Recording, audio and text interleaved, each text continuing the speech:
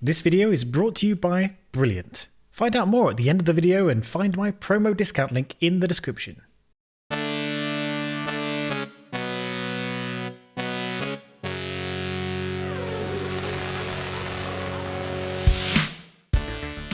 Today we're going to talk about energy, and specifically I wanted us to think about how we visualize the energy use of a Formula 1 car. I'm a big fan of visual, simplified models that you can keep in your head, and I think this might be useful as we start to think about the new power rules in 2026 and into the future. And look, I'm going to keep this simple. This block is a bit of energy.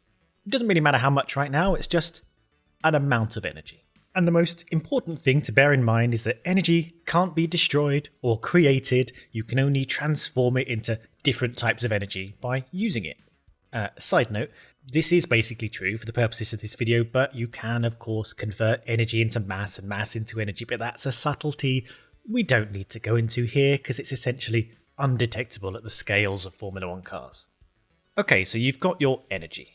You can break it up, use a bit here, a bit there, or you can store a whole bunch of energy and save it for later. We're still talking in abstract terms, so what does it mean to use and store energy? Well, using energy is basically just converting one form of energy into another, normally a stored energy into a working energy. Stored energy is energy that isn't currently doing anything, but has the potential to do something if released. This could be as simple as lifting something up high, and as soon as you let it go, the object gains kinetic energy, which just means it's moving, and you can then use this to do other things.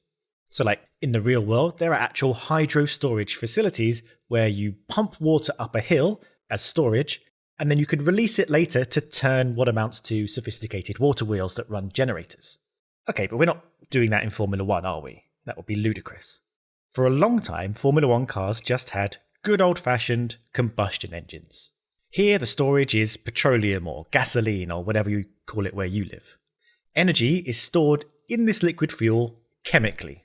And when the fuel is combusted inside the engine, the chemical bonds in the hydrocarbons are broken, releasing stored energy via heat, which drives the engine, which accelerates the car.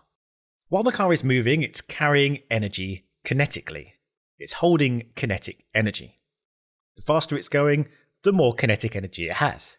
At the same time, the car loses this energy constantly.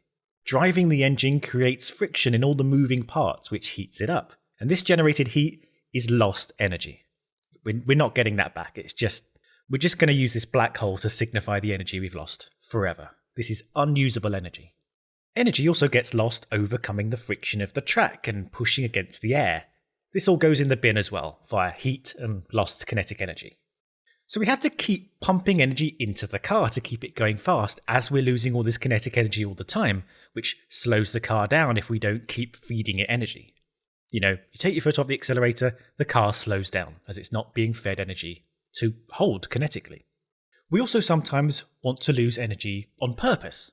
For example, if you're going 220 kilometers an hour and you're about to approach a tight corner, we want to drop our speed down dramatically. While we're at high speed, the car is carrying a lot of kinetic energy, so we want to get rid of this by braking.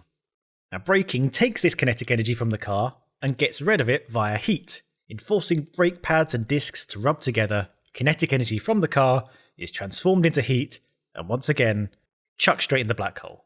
Now the rate at which car uses energy is the power. The faster it chews through energy, the higher the power.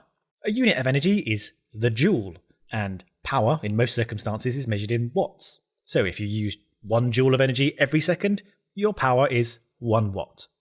1 joule per second. Now, combustion engine power has historically been measured in the unit horsepower, as, well, they were invented to replace the work traditionally done by horses.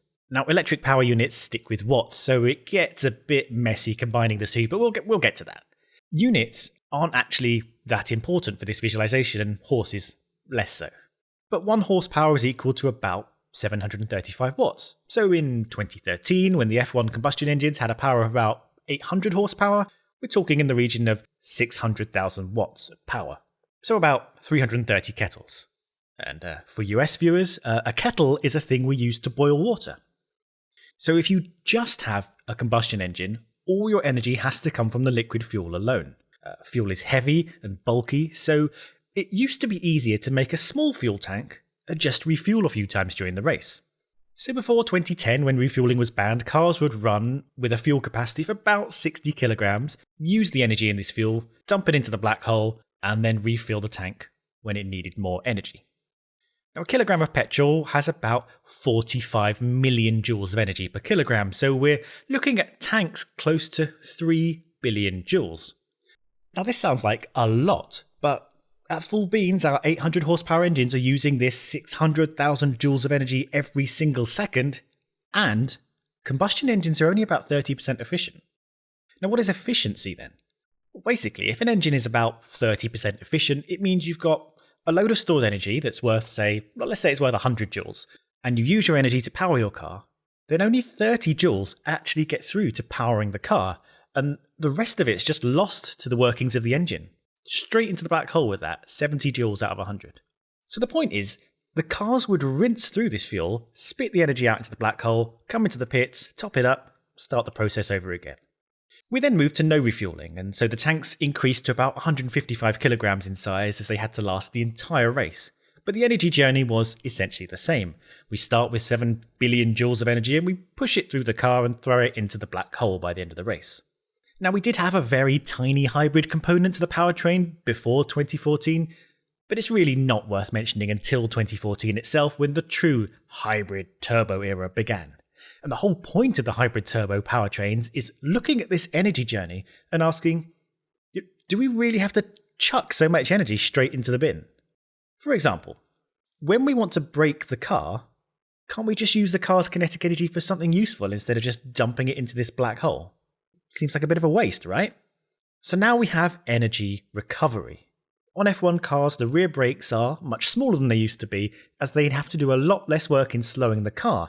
Instead, kinetic energy from the car is converted via electrical energy in a motor generator unit into battery storage. Now, this battery can then redeploy energy back into the car when it needs to accelerate. So instead of just shedding all this kinetic energy when it needs to brake and then buying more from the fuel when it needs to accelerate again, this car can now bank some of its kinetic energy and use it again later when it needs it.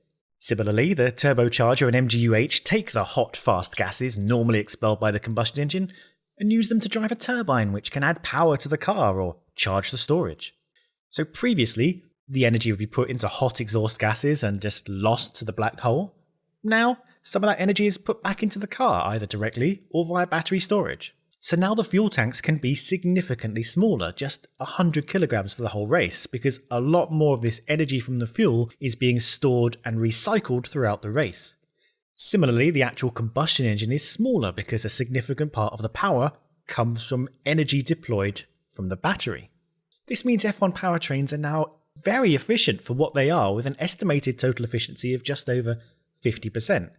Again, it maybe doesn't sound good, but it is great. Obviously, though, this can go a lot further, and it'll be interesting to see where F1 takes this with further power unit regulations. Now, we're not really expecting a big jump in the 2026 engine rules. There are other things to take into account first, expense being a primary factor. MGU-H's, for example, are probably more expensive than they're worth, so they're expected to be ditched. But in the next phase, I'm hoping F1 reaches more for the moon in terms of efficiency and regeneration. Formula E, the all-electric series, gives us a little insight into things we might see ahead. For example, from next season, the Gen 3 cars will have no rear brakes, and by which I mean no traditional hydraulic brakes with the pads and the discs rubbing together. Instead, all of the rear braking will go into regeneration, which is a bold step. It will also feature motor generators on both the front and the rear wheels, deploying energy to and recovering energy from all corners of the car. As such, a full 40% of the energy used in Formula E races next season should come from regeneration. This means the storage size of the battery is essentially a virtual 40% larger as this energy gets used and reused throughout the race.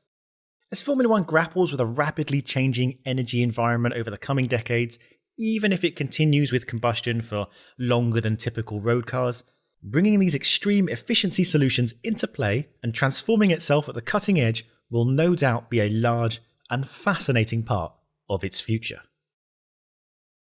And thank you to Brilliant for sponsoring this video. If you're interested in STEM subjects, that's science, tech, engineering and maths, either from wanting to expand and develop your existing knowledge or from a place of wishing you knew more but always found things conceptually a bit tricky, then Brilliant could be just what you're after.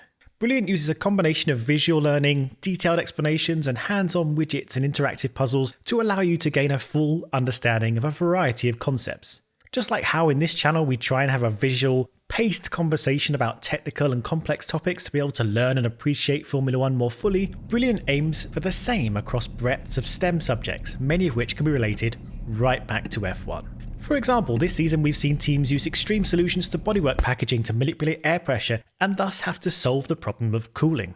Brilliant scientific thinking courses on heat flow and pressure offer understandings on the fundamental concepts at play here, demonstrating how you need to think about how heat moves in a system and what engineers are dealing with. It's less overwhelming than trying to launch straight into scientific text and not so impenetrably full of jargon as perhaps an F1 tech article might be. You can follow it, play with it, understand it. And that's just what Brilliant does across all its topics. So I fully recommend getting involved, and the first 200 of you to click my link, brilliant.org/chainbear, will get a full 20% off the annual premium subscription. So go get stuck in and learn by doing.